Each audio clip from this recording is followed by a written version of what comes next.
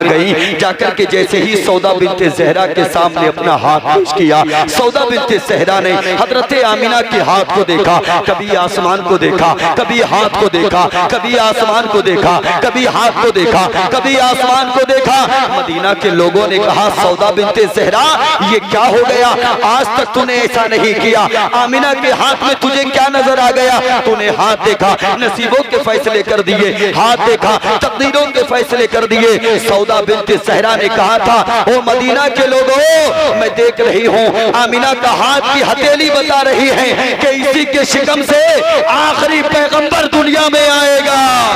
नारे तकबीर, नारे रिसालत, फैज़ाने सरकारे मदीना, उलमाए अहले सुन्नत, नारे तकबीर, नारे रिसालत। इसी के शिकम से आखिरी पैगंबर दुनिया में आएगा। और हुआ भी यही, इधर हजरत अब्दुल्ला परवान चढ़े, उधर हजरत आमिना परवान चढ़ी। जब दोनों ने जवानी की दहलीज पे कदम रखा ना, इधर हजरत अब्दुल मुत्तलिब गिलाफे काबा को थाम के अर्ज करते, मौला तू तो जानता है ना मेरा बेटा कितना पाकीज़ा है, मौला तू तो जानता है ना मेरा बेटा कितना तय्यब व ताहिर है।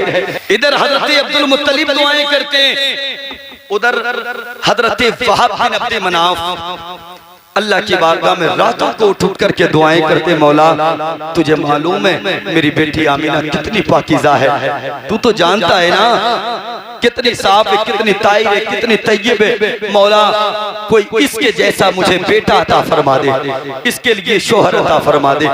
दोनों तरफ अल्लाह की बारगाह में दुआएं। बात समझ में आ रही है? दोनों तरफ अल्लाह की बारगाह में दुआएं, मौला कोई अच्छी बेटी अता फरमा दे, उधर मौला कोई अच्छा बेटा अता फरमा दे।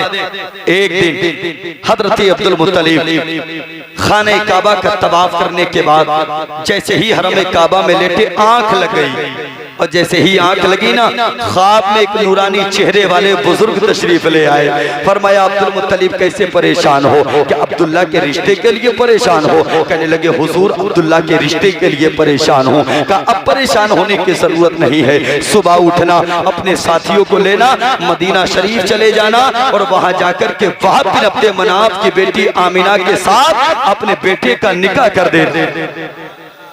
अल्लाह, सुबह नमूदार हुई। हजरत अब्दुल मुत्तलिब ने अपने बेटों को लिया, साथ में चंद और लोगों को लिया, और लेने के बाद पहुंचे वहाब बिन अब्द मनाफ के दरवाजे पे मदीना शरीफ में। ये मदीना शरीफ के छोटे सरदार थे और हजरत अब्दुल मुत्तलिब मक्का शरीफ के बड़े सरदार थे। दरवाजे पे दस्तक दी, कहा कौन? कहा अब्दुल मुत्तलिब। जैसी नाम सुना हजरत वहाब बिन अब्द मनाफ हैरत में पड़ गए। काबे के मुतवल्ली मेरे दरवाजे पे, मक्का के बड़े सरदार मेरे दरवाजे पे, गरीब के दरवाजे पे दस्तक दी। दरवाजा खोला, का हुजूर ज़हमत किस लिए उठाई, मुझ फकीर को याद कर लिया होता। अल्लाहु अकबर। दस्तूर देखें, जैसे देखा ना दरवाजा खोल के, हजरत अब्दुल मुत्तलिब आए, इस्तकबाल किया, वेलकम किया, खुशामदीद कहा और अपने घर में बिठाया, दस्तरखान लगाया। अरब का दस्तूर था, अगर कोई मेहमान जाता कम से कम 1 दिन 2 दिन और कम से कम 3 दिन वो मेहमानदारी करता, उसके बाद ही वो लौट करके आया। पहले के दौर में मेहमानों के आने पे खुश हुआ करते थे, आज के दौर में मेहमानों के जाने पे खुशियां मनाते हैं। यही हाल है ना? पहले इंतजार किया करते थे दस्तरखान पे कोई शख्स आकर के बैठ जाए। किसी ने कहा था, नारे तकबीर, नारे रिसालत, फैज़ाने सरकारे मदीना, उलमाए अहले सुन्नत। हजरत पता नहीं कितने और हैं, लेकिन हजरत अल्लामा मौलाना अहमद रजा साहब का आखिरी खिताब होना है और इनके बाद इंशाअल्लाह सलातो व सलाम होना। ठीक है जी। चचा मियाँ आपके जुमले को देख करके वाकई दिल जीत लिया। 55 से आगे के हैं, लेकिन चमचनी का हौसला आपका अल्लाह सलामत रखे। और बुढ़ापा कोई उम्र के तकाजे का नाम थोड़ी है। तुम क्या समझते हो 80 साल का आदमी बुढ़ा होता है? तुम 25 साल के हो, अगर तुम्हारा ईमानी जज्बा बेदार नहीं, तुम ही बुढ़े हो। और तुम्हारे सामने ये जवान बैठे, ये जवान बैठे हैं, कह रहे 6 बज जाएं, ये मोहब्बतें। मैं अर्ज कर रहा था कि पहले के दौर में मेहमानों के आने पे खुशियां, आज के दौर में मेहमानों के जाने पे खुशियां। पहले इंतजार करते हैं अल्लाह मेरे रिस्क की बरकत ना चली जाए, कई दिन से घर मेरे मेहमान नहीं है।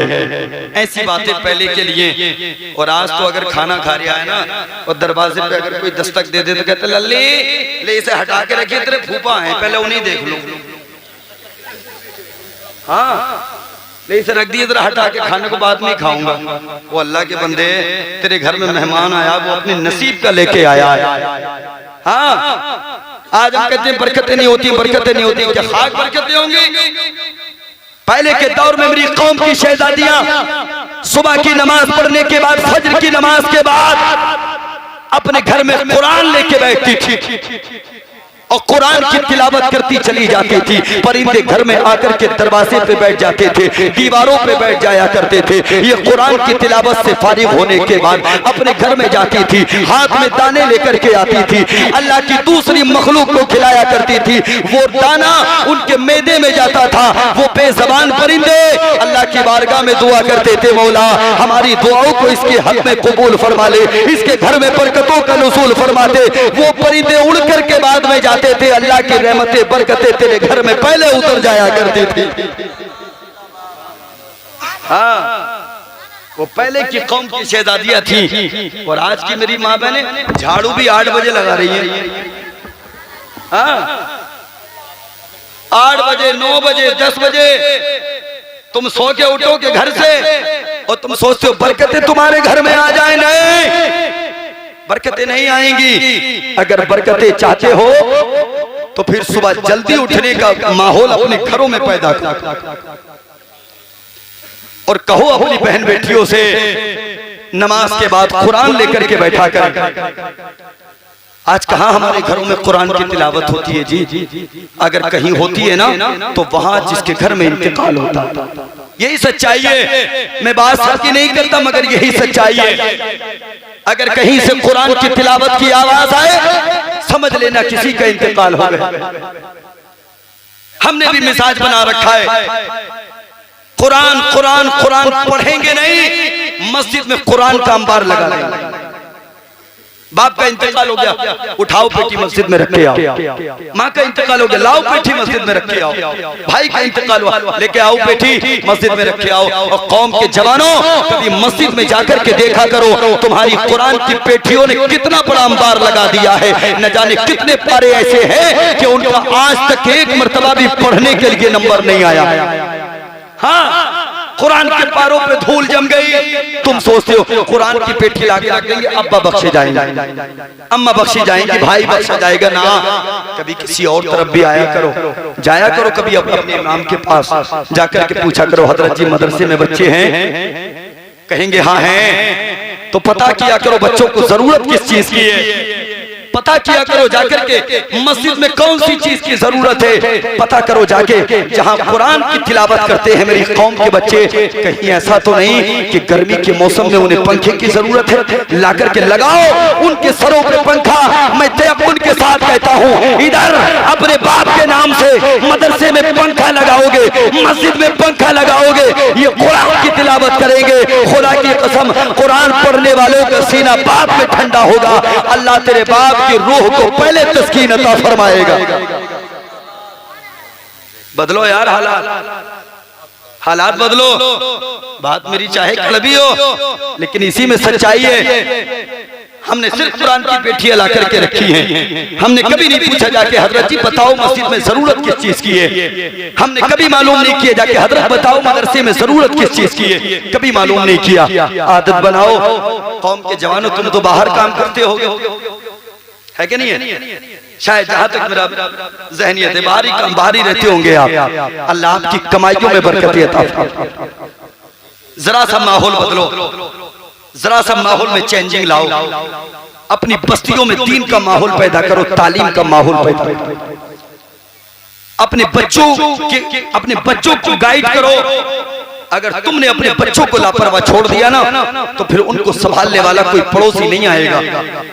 तुम्हारे अपने बच्चे, तुम अपने बच्चों को गाइड करोगे, इंशाअल्लाह एक तबका आप संभाल लो, एक नस्ल आप संभाल लो, और फिर वो आपकी आने वाली नस्लों को संभालने के लिए काफी होगी। हाँ, बदलो।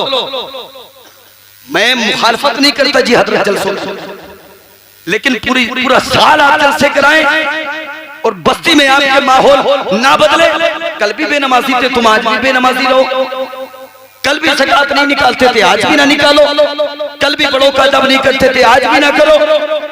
कल भी छोटों पे शफकत नहीं, आज भी ना करो। तो फिर खुदारा ऐसे जलसों से कोई फायदा नहीं, तुम्हारे लिए कोई फायदा नहीं। फायदा उन लोगों के लिए है जो इन जलसों से पैगामात को सुनकर के दिल में बसा के जाए और फिर उस पे अमल। हजरत अब्दुल मुत्तलिब वहाब बिन अब्द मनाफ के दरवाजे 3 दिन तक मेहमान नवाजी हुई, 3 दिन तक।